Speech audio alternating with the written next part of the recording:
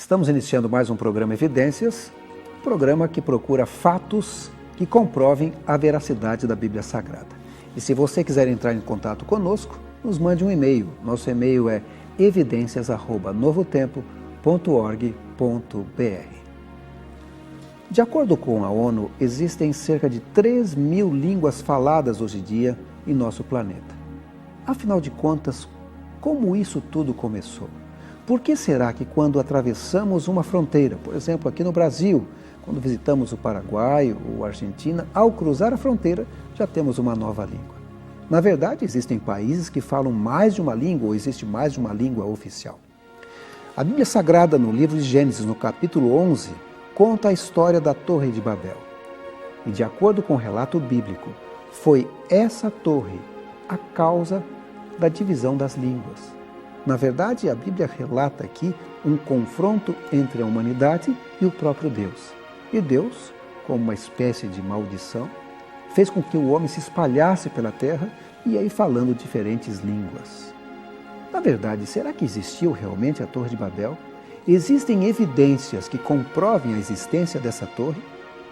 Dr. Rodrigo Silva, especialista em arqueologia pela Universidade Hebraica de Jerusalém e professor do UNASP, Campus 2, em Engenheiro Coelho, no interior de São Paulo, ele vai falar sobre este empolgante assunto. Afinal, Dr. Rodrigo, existiu ou não existiu a Torre de Babel? Com vocês, Rodrigo Silva.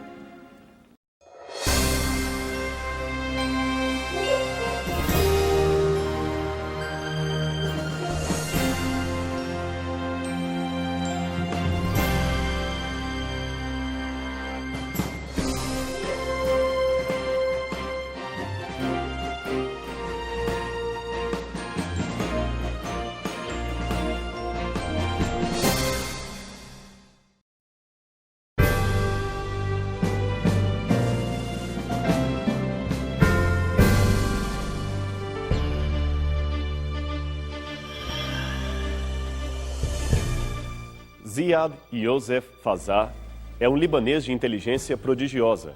Considerado o maior poliglota do mundo, segundo o livro dos recordes, ele é capaz de falar com razoável fluência cerca de 58 idiomas. Um caso realmente raro e extraordinário de percepção linguística.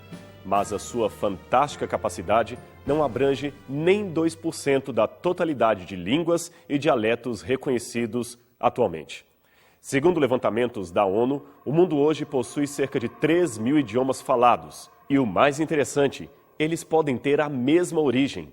Na busca dessa língua-mãe, os pesquisadores descobriram semelhanças incríveis que talvez não sejam mera coincidência. Mas afinal, de onde vêm todos esses idiomas? Recolhido a seus aposentos numa certa noite no final do século VII a.C., um dos últimos faraós do Egito refletia sobre as línguas que os homens falavam. Seu nome era Psamético I. Ele aqui aparece retratado numa antiga estátua volitiva da 26ª dinastia egípcia, hoje disposta para visitação no Museu do Louvre. Quem nos conta a sua história fascinante é o escritor e historiador grego Heródoto. Heródoto viveu entre aproximadamente 485 e 420 a.C. A riqueza e diversidade, as semelhanças e diferenças entre as palavras, as pronúncias, as inflexões de voz, tudo fascinava aquele monarca egípcio. Principalmente a ideia de que esta multiplicidade e talvez esta diversidade tivessem uma origem comum, uma língua-mãe, falada por toda a humanidade num tempo muito remoto, como afirmavam as lendas da época. Psamético imaginou, então, uma experiência engenhosa e, ao mesmo tempo, bastante cruel. Convencido de que, se ninguém ensinasse aos bebês como falar, eles se expressariam naturalmente naquele idioma original, o rei determinou que 2 irmãos gêmeos fossem tirados da mãe logo ao nascer e entregues a um pastor que os criasse. O pastor recebeu ordens explícitas e severas, sob pena de morte, de jamais pronunciar qualquer palavra na presença das crianças. Quando os pequeninos completaram 2 anos, o faraó mandou então que se deixasse de alimentá-los, na suposição de que a pressão da fome os faria pedir comida em sua língua natural. Não se sabe ao certo o que aconteceu, mas tudo indica que o pastor, movido pela compaixão, não fez exatamente o que lhe havia sido ordenado, pois o inverossímil relato levado ao faraó informava que um dos meninos, faminto, gritou bekos, que quer dizer pão em frígio, um idioma falado antigamente na região centro-oeste da Anatólia, que viria a ser a Turquia dos dias atuais. Bem, é difícil saber ao certo se o menino pronunciou mesmo pão ou apenas emitiu um som parecido ou ainda se tudo não passou de um engodo.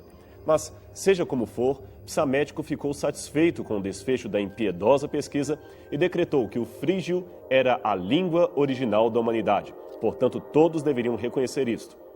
Por incrível que pareça, a mesma experiência macabra seria repetida 19 séculos mais tarde. O idealizador desta vez foi Frederico II, rei do Sacro Império Romano Germânico, aqui retratado numa pintura medieval do século XIII. Contudo, ao que parece, o rei germânico não se convenceu muito das conclusões de Faraó. Certamente, vigiado mais de perto, o experimento resultou no inevitável. Os dois gêmeos morreram. De Psamético I aos dias de hoje, passando por Frederico II, muitos outros homens igualmente curiosos se perguntavam qual teria sido o idioma original da humanidade e como seria possível reviver esse idioma do qual brotaram todos os demais. Essa indagação se transformou modernamente numa pesquisa de ponta em linguística, a chamada ciência que estuda a evolução dos idiomas, suas estruturas e possíveis interrelações, no quadro histórico-social, evidentemente. Num aspecto, porém, os estudos viriam a confirmar a crença dos antigos. Segundo os professores Winfried Lehmann e Patrick Ryan, ambos renomados especialistas em linguística comparada, uma análise conjunta das várias línguas do planeta, tanto aquelas ainda faladas quanto as já desaparecidas, revela efetivamente a origem monogênica dos idiomas, isto é, a existência de uma língua primeira, mãe de todas as outras. Neste ponto, a linguística parece afinar com a antiga história bíblica da Torre de Babel. Segundo o Antigo Testamento, a multiplicação das línguas foi um castigo de Deus à pretensão dos homens de construir uma torre cujo topo chegasse até o céu. A Torre de Babel é mencionada no livro do Gênesis como uma torre enorme construída pelos descendentes de Noé com a dupla finalidade de escapar de um eventual novo dilúvio e também adorar falsos deuses. O Deus verdadeiro, por sua vez, ficou irado com a ousadia humana e fez com que todos os trabalhadores da obra começassem a falar em idiomas diferentes, de modo que não pudessem entender uns aos outros. Assim, acabaram por abandonar sua construção e a torre nunca mais foi concluída. Foi esse episódio que, segundo a Bíblia, explica a origem de todos os idiomas da humanidade, ou pelo menos das raízes linguísticas que os originaram. É importante observar que não é somente a tradição bíblica que apresenta o relato de uma antiga língua humana associada à rebelião dos homens contra Deus, língua esta que se tornou múltipla, dividindo as nações. Antigas lendas chinesas contam que a divisão da língua original fez com que o universo se desviasse do caminho certo. Na mitologia persa, Ahriman, que é o espírito do mal, pulverizou a linguagem dos homens em 30 idiomas. E num dos livros sagrados dos maias, o chamado Popol Vuh, temos o seguinte lamento: aqui as línguas das tribos mudaram, sua fala ficou diferente. Nossa língua era uma quando partimos de Tulan. Aí esquecemos a nossa fala. Guilherme Stein Jr. foi um grande pesquisador brasileiro que, no início do século XX, iniciou uma profunda pesquisa sobre a origem comum dos idiomas. O que ele descobriu foi simplesmente fantástico. Ele percebeu que, juntamente com as semelhanças linguísticas, há também uma semelhança religiosa entre os povos, o que reforça a história bíblica de Adão e Eva como genitores de toda a humanidade. A argumentação do professor Stein Jr. desenvolveu-se dentro de uma metodologia linguística criada por ele mesmo.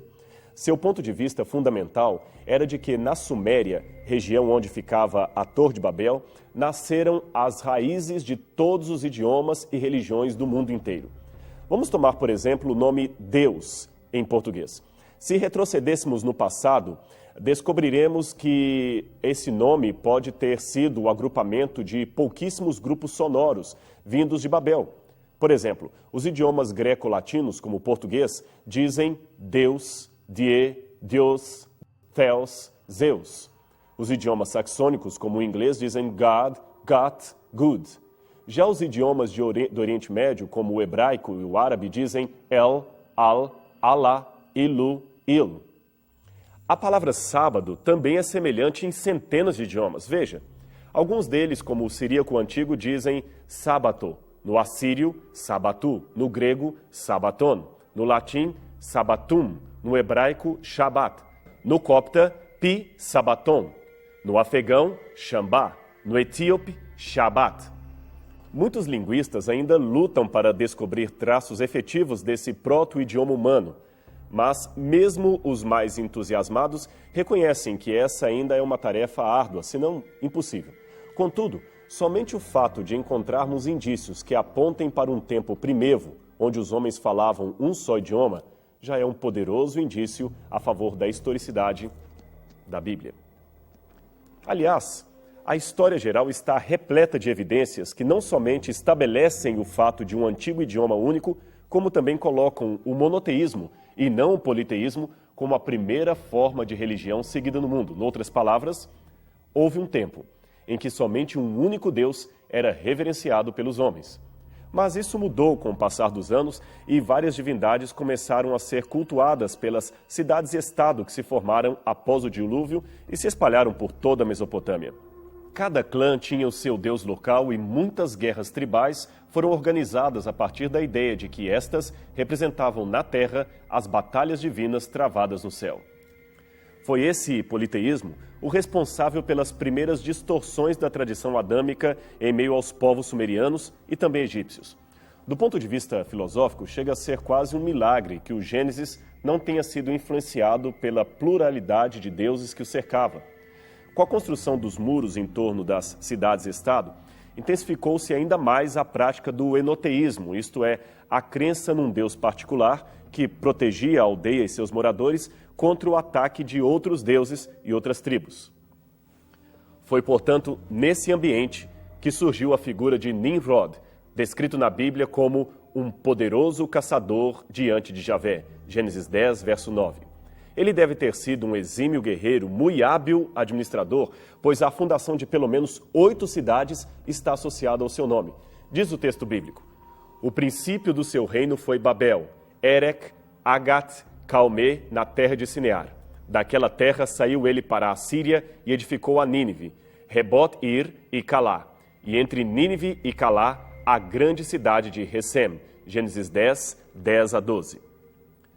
Nenhuma dessas cidades, porém, foi mais famosa que a primeira da lista, Babel. Nimrod deve ter se aproveitado da crescente onda de politeísmo ou enoteísmo para executar um mirabolante plano político, fundar um reino unificado pela religião e que teria ele mesmo como principal monarca. De fato, uma verificação dos documentos da época mostra o crescimento do politeísmo em meio aos sumerianos. Os mais antigos tabletes cuneiformes encontrados em Uruk, a bíblica Erech, fundada por Nimrod, e Kish, mencionam que apenas 2 deuses eram adorados na região: Anu, o senhor do céu, e Iana, ou Irnini, a sua consorte. Depois passam gradativamente a falar de 3, 4, 5 deuses, chegando ao total de 750 diferentes divindades cultuadas somente na circunvizinhança do rio Eufrates. Após o fim da civilização sumeriana, por volta do 2º milênio a.C., o número de deuses do panteão mesopotâmico chegou a 5.000, o que reforça a urgência divina em retirar Abraão da terra dos seus genitores e levá-lo para Canaã, aonde estaria a salvo da influência pagã do politeísmo. Cada cidade da Suméria era governada por um patese, uma espécie de supremo sacerdote local e, ao mesmo tempo, chefe militar absoluto. Os deuses regionais eram proprietários de todas as terras a quem os homens deveriam servir, sendo, portanto, as cidades as suas moradas terrenas. Junto aos templos das cidades, homenageando o seu deus patrono, eram erigidas enormes torres em forma piramidal chamadas zigurat. Aqui você tem a reconstrução artística de como elas eram nos tempos bíblicos. várias já foram escavadas pelos arqueólogos. Esta, por exemplo, que você está vendo, é uma das mais bem preservadas. Ela foi encontrada em Ur, cidade natal do patriarca Abraão. As torres gigantescas eram feitas de tijolos maciços e serviam de santuários ou acesso dos deuses quando estes desciam à terra para visitar o seu povo. Aliás, os zigurates eram para os sumérios como uma espécie de link entre o céu e a terra. As escadarias que subiam de sua base até o topo eram um caminho de ascensão aos deuses. Provavelmente, o sonho do patriarca Jacó, visualizando uma escadaria que vinha do céu em direção à terra, tenha relação direta com esta imagem cultural ainda presente em sua época. Esse episódio pode ser visto em Gênesis capítulo 28, versos 10 a 22. Veja mais esse curioso achado. Esta é uma placa de pedra volitiva que foi encontrada no templo de Ur-Nammu. Ela data de mais de 2.000 anos antes de Cristo e traz o relevo do que seria a construção de um zigurat em homenagem a Namar, o deus da lua. O rei aparece em 3 cenas como trabalhador junto a um operário, como benfeitor no segundo piso e, finalmente, como um adorador no topo da torre. Diferentes do Egito, os governadores mesopotâmicos, salvo raras exceções, não eram tidos como deuses, mas eram considerados os seus representantes e também os seus intermediários. Logo, a sua autoridade era igualmente divina e não poderia ser questionada por aqueles que viviam em sua jurisdição. Nimrod certamente viu nesta política divina a oportunidade de unificar politicamente a região e ter o controle sobre as cidades-estado que viviam em constantes guerras, produzindo sucessivas hegemonias territoriais. Se ele promovesse a paz e conseguisse estabelecer-se como o procurador-geral de todos os deuses, então ganharia a confiança do povo e obrigaria os governantes regionais a lhe prestarem obediência. Foi talvez por isto que ele empreendeu o maior projeto arquitetônico de todos os tempos, construir a mais gigantesca e mais fantástica de todas as torres, o maior de todos os zigurates, a Torre de Babel.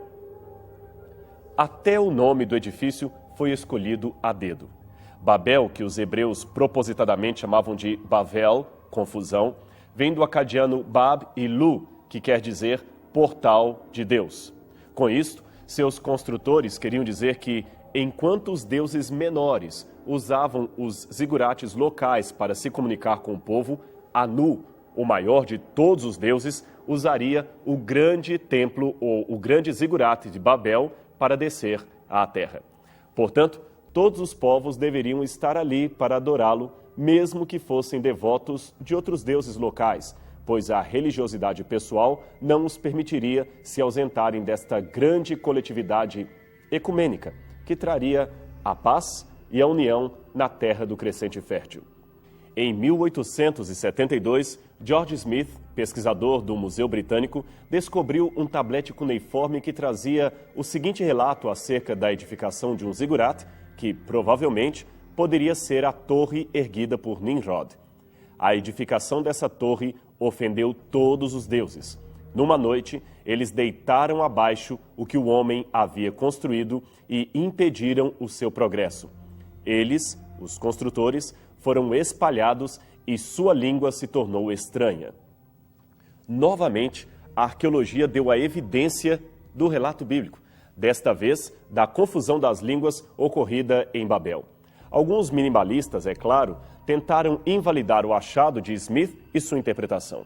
Contudo, especialistas como E.A. Spicer e S.N. Kramer, da Universidade da Pensilvânia, após estudarem profundamente os tabletes, concluíram que a narrativa da Torre de Babel tem uma demonstrável fonte na literatura cuneiforme.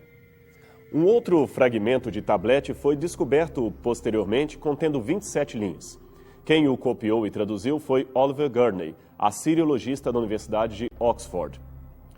O texto era parte de uma carta endereçada ao senhor de Arrata. O remetente desconhecido solicita ao rei que permita-lhe ser o seu vassalo, pois os tempos estavam muito difíceis. Ele então relembra ao monarca que houve uma era de ouro na Mesopotâmia em que havia harmonia dos idiomas da Suméria, e todo o universo em uníssono adorava a Enlil em uma só língua. Hoje, como já dissemos, vários zigurates parcialmente preservados foram localizados especialmente na região do Iraque. Muitos deles datam de mais de 2.000 anos antes de Cristo e podem ter sido construídos nos dias de Nimrod. Difícil é saber se algum deles seria, porventura, o que restou da Torre de Babel. Mas, de qualquer forma, é interessante observar que, quando os olhamos de perto, seus tijolos são queimados e colados com betume, justamente como a Bíblia descreve o processo de construção da torre em Gênesis capítulo 11, verso 3. Vinde, façamos tijolos e queimemo-los bem. Os tijolos serviram-lhes de pedra e o betume de argamassa. Eu tenho aqui em minha mão o fragmento de um tijolo retirado de um zigurat de Ur, datado de 4.000 anos. Veja que ele ainda tem resquícios do betume usado originalmente como argamassa, exatamente conforme o texto bíblico. Esses capítulos são os únicos documentos antigos que relatam a história das raças, línguas e divisões geográficas que hoje nós temos. Da mesma maneira que Gênesis, capítulo 1 a 3, é crucial na descrição das origens da humanidade, a importância histórica de Babel também não pode ser minimizada. Somente uma crença cega nos modernos historiadores céticos poderia deixar de reconhecer que, em Gênesis, nós temos a mais antiga e remota história da humanidade. O falecido Dr. William Foxwell Albright, que é ainda hoje reconhecido amplamente como uma das maiores autoridades em arqueologia do Oriente Médio, define assim esses capítulos. Eles se mantêm como únicos na literatura antiga e sem nenhum paralelo, mesmo entre os gregos, onde nós temos um tratamento tão minucioso de uma divisão dos povos numa estrutura genealógica. A tabela das nações permanece como um documento surpreendentemente preciso. Nimrod foi de fato um homem habilidoso e de fantástica capacidade administrativa. Se vivesse em nossos dias, talvez seria um dos maiores empresários do mundo ou, quem sabe, um grande estadista.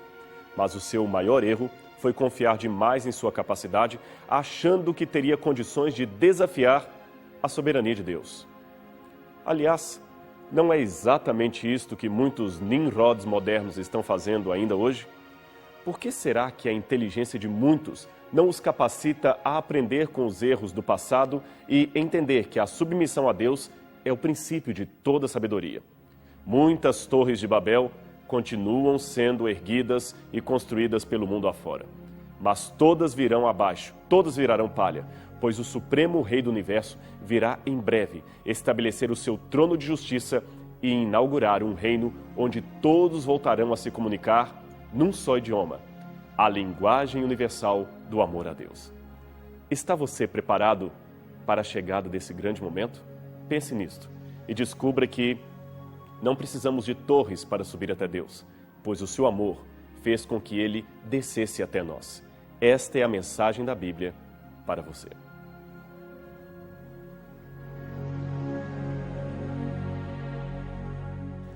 A cada ano que passa, novas descobertas arqueológicas são feitas e essas evidências mostram que a Bíblia realmente é a verdade.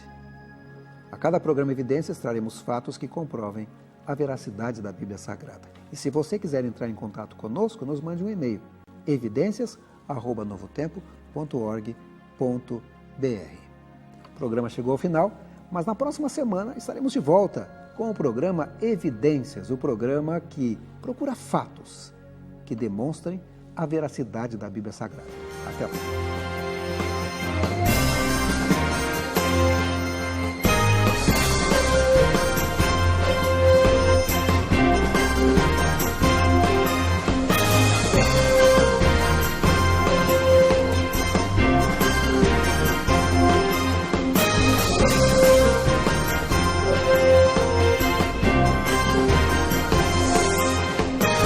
Este programa tem o apoio cultural do NASP, Centro Universitário Adventista de São Paulo, em parceria com a Novo Tempo.